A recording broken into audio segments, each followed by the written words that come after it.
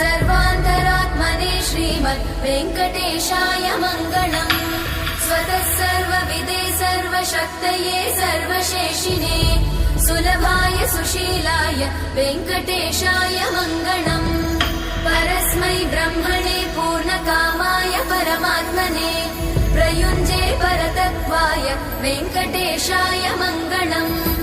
आकालतत्त्वमशान्तमात्मनामनुपश्यताम् अतृप्त्यमृतरूपाय वेङ्कटेशाय मङ्गलम्।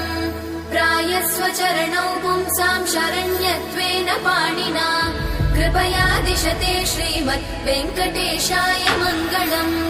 दयामृततरङ्गिण्यास्तरङ्गैरिव शीतलै अपाङ्गै सिञ्चते विश्वं वेङ्कटेशाय मङ्गलम्। स्रग्भूषाम्बर